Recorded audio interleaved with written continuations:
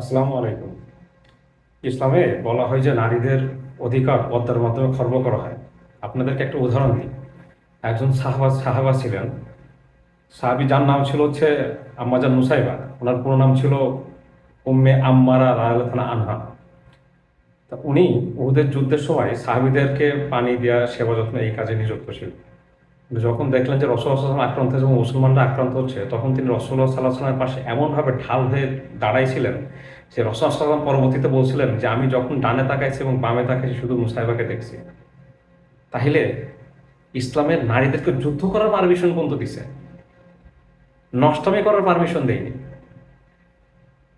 একটা নারী যখন পর্দা করবে তখন সে এমনভাবে চলাফেরা করবে না, পদ্মা মানে কি, সে এমনভাবে চলাফেরা করবে না যে তার মাধ্যমে সমাজে লালসা সৃষ্টি হয়, তার থেকে একটা ছেলে লালসার দৃষ্টিতে তাকাবে বা লালসার তৈরি হবে।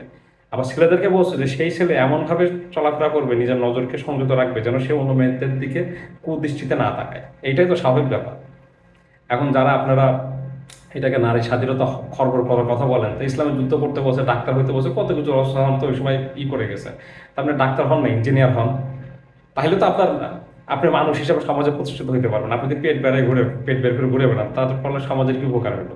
আর এটা আপনার কি উপকার হলো? টিকটক করলেন, আপনি নিজের দেহ দিয়ে সমাজে লালসা তৈরি করে ব্যবসা করলেন, মডেল হইলেন, এইটা হইলেন, ওইটা হইলেন, তা এতে সমাজে কি উপকার হইলো?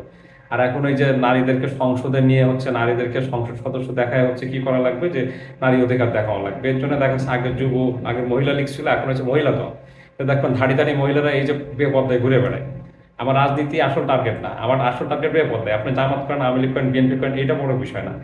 আপনি বেপর্দাকে প্রমোট করতে পারেন না, সমাজে অপকর্মকে প্রমোট করতে পারেন না। আপনি টিপ বের করে, পেট বের করে, টিপ করে ঘুরে বেড়ালে সমাজে নারী অধিকার প্রতিষ্ঠা হয় না। আপনি ডাক্তার হন, ইঞ্জিনিয়ার হন, যুদ্ধ হন, সৈনিক হন, সমস্যা নাই তো।